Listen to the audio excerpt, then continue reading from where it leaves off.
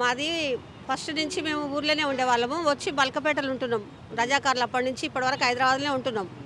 అయితే మా ఇల్లు మా అత్తగారి ఇల్లు అయితే ఇది గ్రామ కంటకంలో మా పేరుంది. ఊ రసీదులు అన్నీ మా ట్యాక్స్ మొత్తం నేను కడుతున్నా. ఈసీలో వచ్చింది నా పేరు.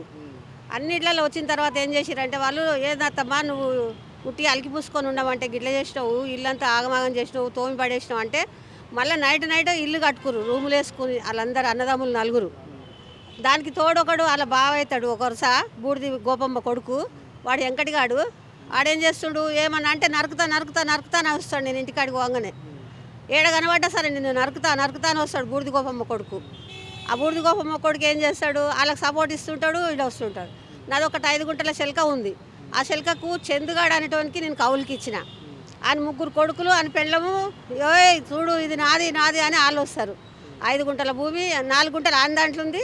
సీనిగాడు ఒకడు ఆఫీసర్ అని ఉండే, ఆయనకి నేను ఎకరం 15 గుంటలు అమ్మినా. ఈడేమో ఎకరం ఒక గుంట భూమి వీడు జరిగిండు. నా భూమి నాకంటే వాళ్ళట్నే లొల్లి చేస్తారు. ఎప్పుడైనా ప్రాణం అంటూ ఉంటే లంబడోళ్ళకి భూములు ఇవ్వద్దు. నారాయణపురంలో లంచాలు తీసుకొని రిజిస్ట్రేషన్లు చేస్తున్నారు నారాయణపురం ఆఫీసర్లు. ఆ లంబడోళ్ళకి మొత్తం గుట్టలు మొత్తం రిజిస్ట్రేషన్ చేస్తున్నారు. వాళ్ళని ఎక్కడ ఉంచాలనో అక్కడ ఉంచాలి. జాబులు గీబులు ఏమి ఇవ్వద్దు వాళ్ళకు. ఇప్పుడు నాది ఏంటంటే మేము పుట్టి పెరిగిందేమో ఇక్కడ. ఎప్పుడో ఒకసారి ఊరికి పోతే మాకు ఇల్లు లేదు, ఇక్కడ ఇల్లు లేదు, అక్కడ ఇల్లు లేదు. ఇప్పుడు మేము ఏం కావాలి?